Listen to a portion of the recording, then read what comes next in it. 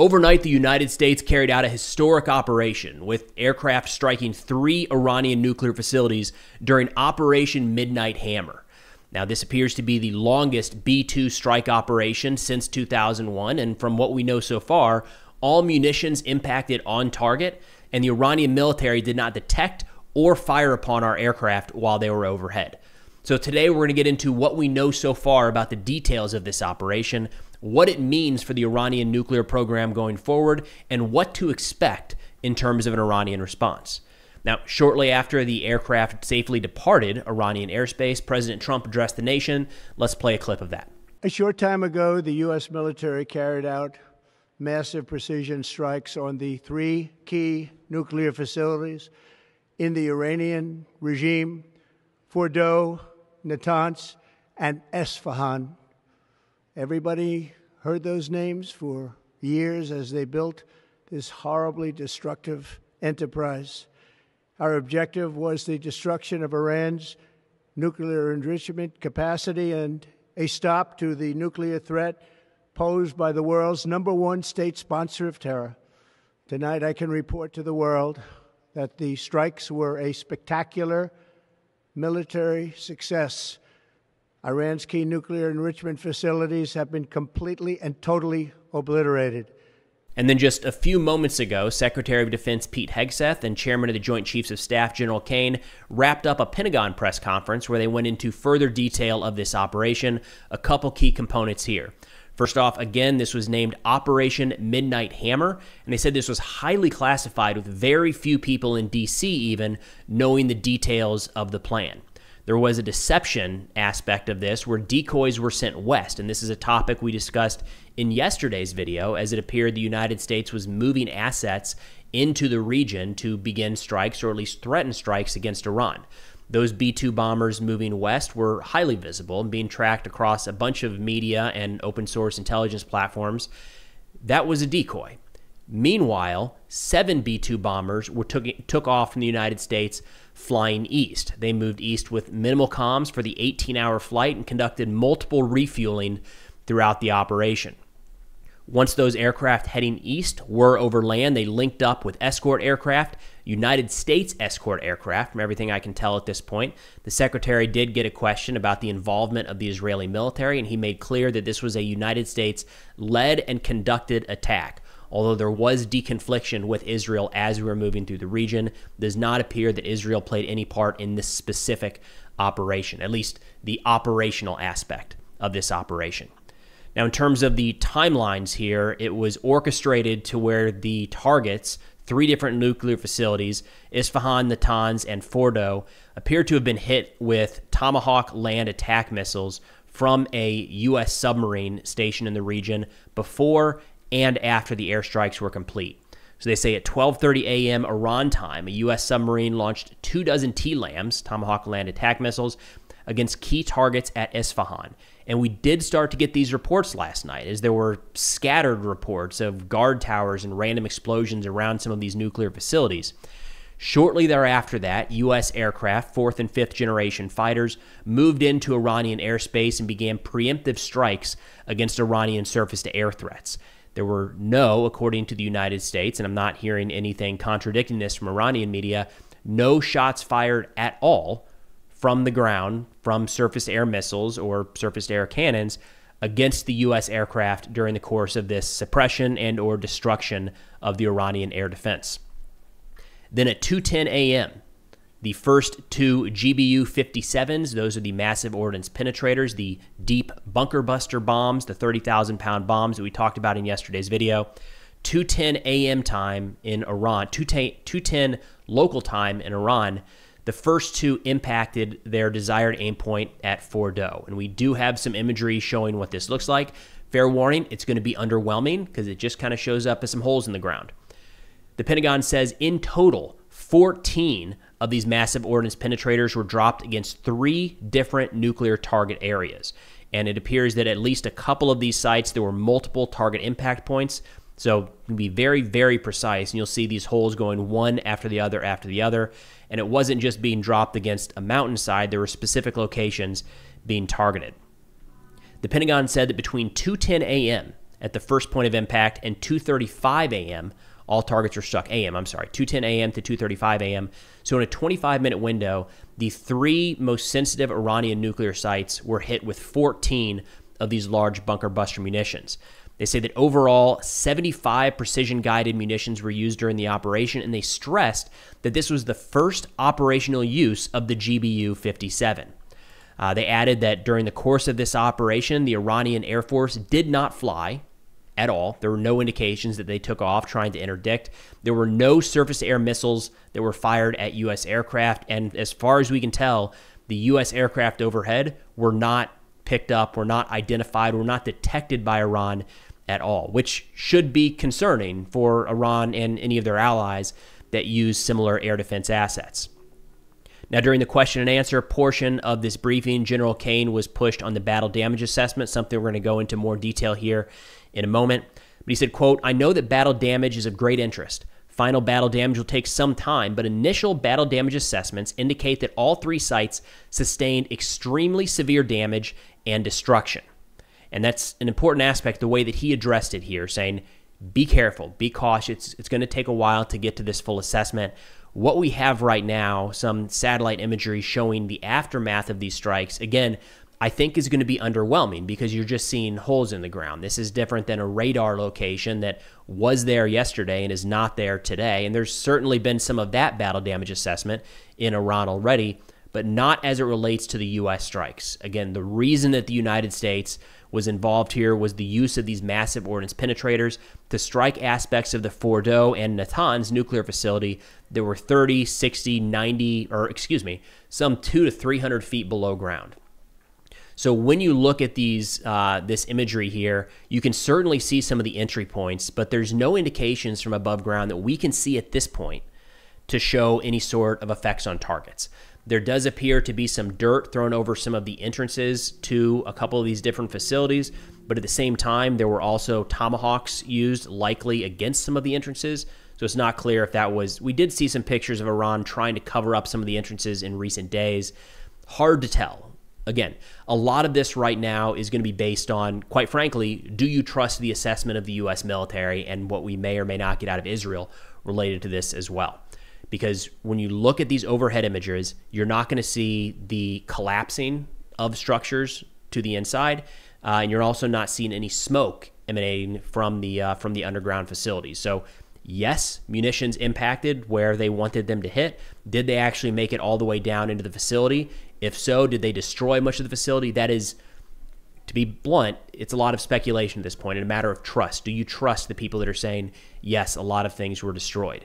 Now, to that end, I think it's worth looking at some of the Iranian statements so far. Of course, we're not going to have, and we should not expect, any real footage off the ground anytime soon. Remember, especially at Fordo and a portion of the Natanz, these were secretly built facilities. We don't, to my knowledge, have any footage or pictures or anything from inside of these locations. There's no reason that Iran would release this now. Now, when looking at the Iranian statements, kind of assessing what actually played out here, it changed a bit over time, as to be expected. It started out with denial, saying there were no explosions in the areas that the U.S. was reporting, that this was just a bluff and that this operation did not take place. Over time, we started to see more confirmation from official sources in Iran that, yes, these attacks did take place, but what it actually means is still kind of being disputed. Again, recognizing that Iran has no incentive to come out and say the U.S. strikes were incredibly effective, they did everything and more that they were hoping to do. So we have a statement here from Mehdi Mohammadi, who's a senior advisor to the Speaker of Iran's parliament, who said that the locations were hit, but, quote, did not sustain any irreversible damage in the strike. That's about as specific as we're getting from anybody at this point. By and large, the majority of the statements coming out of Iran right now are just upset that the U.S. carried these out and threatening retaliation. Another key note here is we do have satellite imagery showing a line of trucks appearing at Fordo in recent days, and there have been some in Iran saying that they were able to evacuate the people, first of all, that were working at Fordo, but also some of the materials. And depending on which source you look at this, some are suggesting that means the already highly enriched uranium. Others are talking about more of the technology. Look, I don't know what you can or cannot fit in the back of some of these open bed pickup trucks, but the appearance of these trucks does line up with previous Iranian statements of moving some things out of Fordo, which should not be surprising. In fact, we should expect that as tensions have escalated in recent days, that Iran likely did their best to disperse whatever they could away from these fixed locations that were coming under increased U.S. and Israeli scrutiny. Now, the Atomic Energy Organization of Iran did put out a statement as well, saying, quote, "We will not allow the development of this national industry to be halted." So standing firm, saying, yes, these strikes occurred. We are not going to stop the enrichment of uranium. We are not going to stop the development of our nuclear program.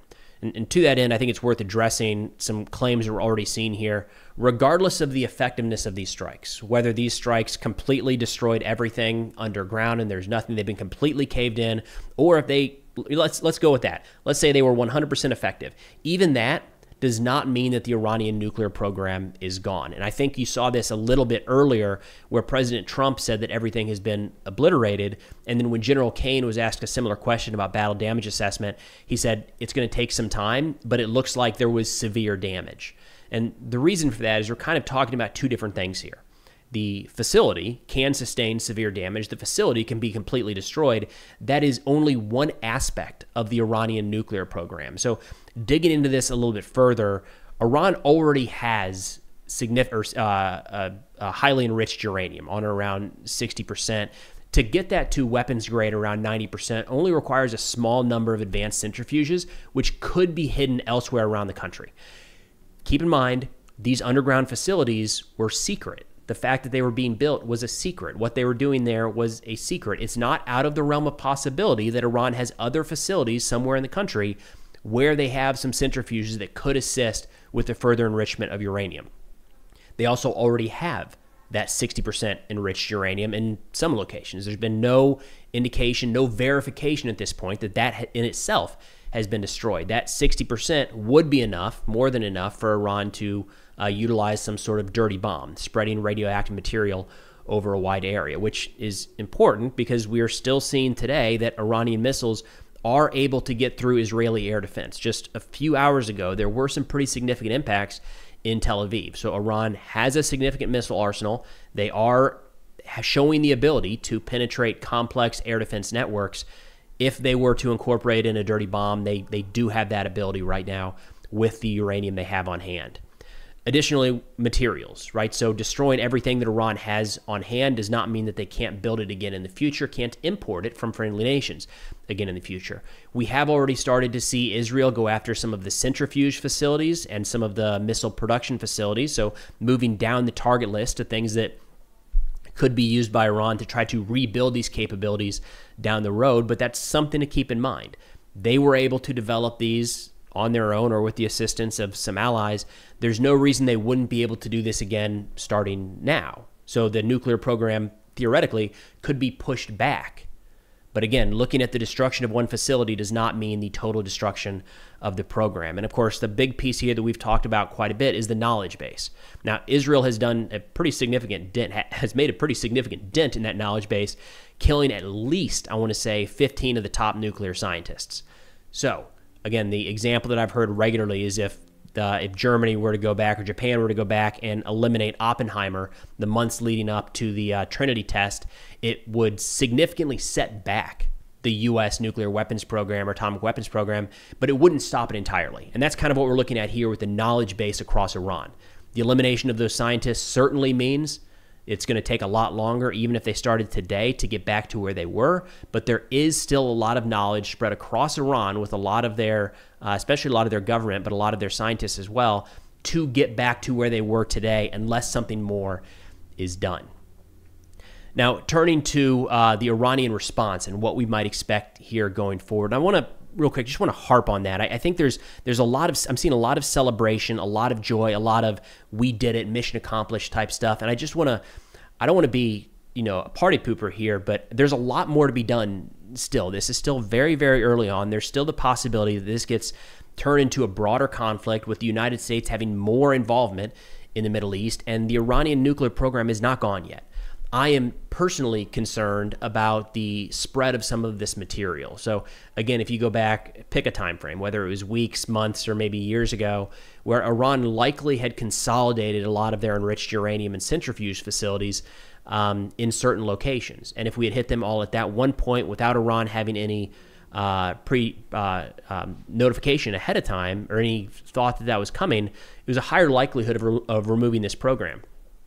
As time has gone on, and especially over the last week, as Israel has been carrying out strikes against these nuclear facilities, there's a real chance that Iran has dispersed a lot of whatever they can across the country. That makes me nervous, and it's an unknown, if you will, right? We don't know if they dispersed anything. We don't know what they dispersed if they did, and then we certainly don't know where it is. But that is something in the back of my mind as we see some of the celebrations of this, what was, and I want to stress, a very, very successful operation.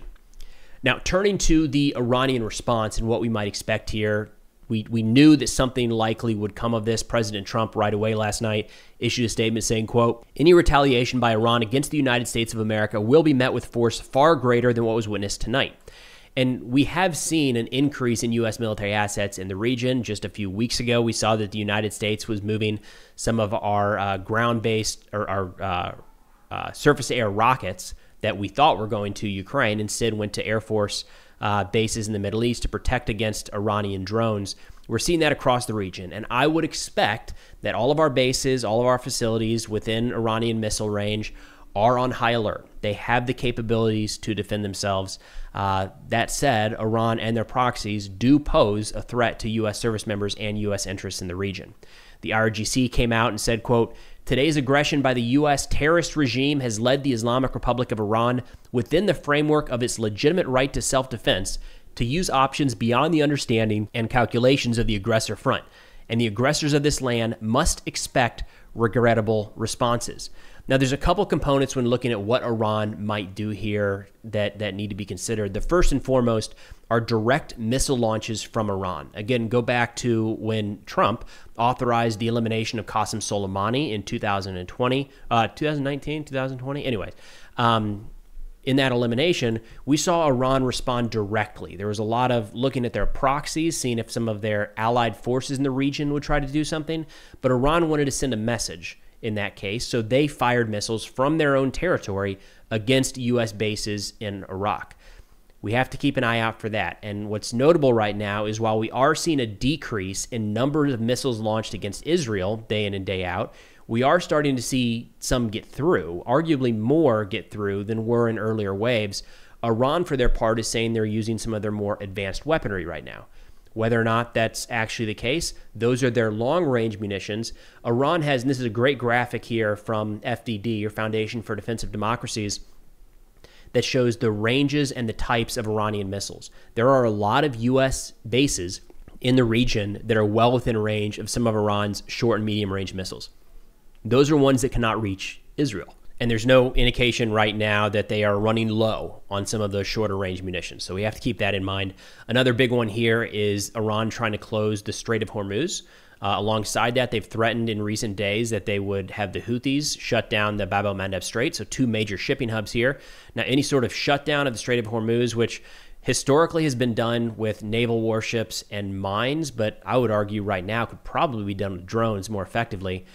This would be one of the most destabilizing acts that Iran could carry out, short of actually utilizing some sort of dirty bomb or crude nuclear weapon. It's a very, very high-risk move. It would severely damage the Iranian economy and the Iranian state, but if they really feel like they're backed into a corner, which I don't think is out of the question right now, this is a route they could pursue.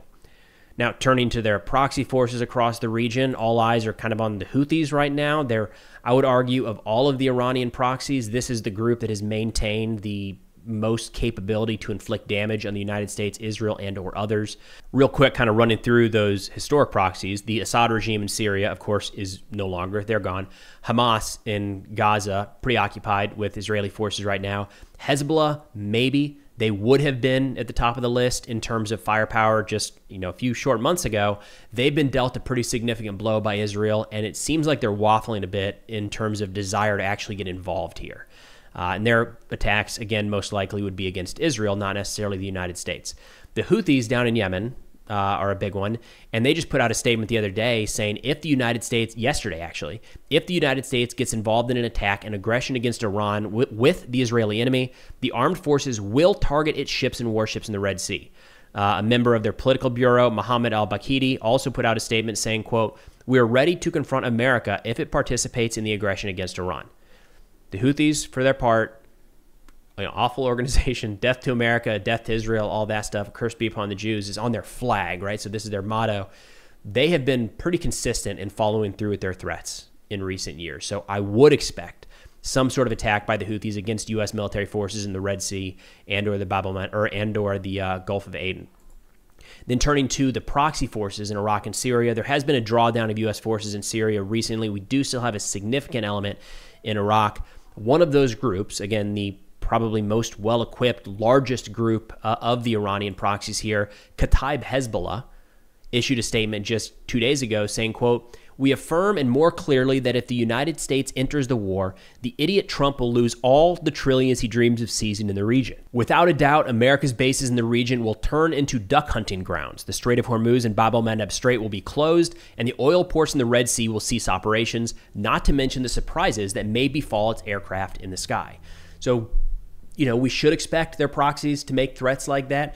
We've not really seen them all come together to fight on behalf of Iran in a coordinated effort yet, but of course that would be a significant threat to the United States, Israel, and the rest of our allies in the region. The big question right now is, what does Iran do? What does their response look like? Does Khamenei feel like he's backed into the corner and he has to do something or else he's going to lose control?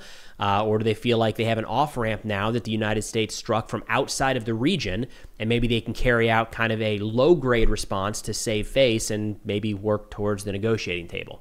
Right now it's wide open, total speculation which direction Iran chooses to go, but I think that's probably what will dictate if this series of attacks is just that, a short-term, limited scope operation, or if it starts to spiral into a broader conflict that would put the United States, our service members in the Middle East, and quite a few of our allies at greater risk as the fighting continues.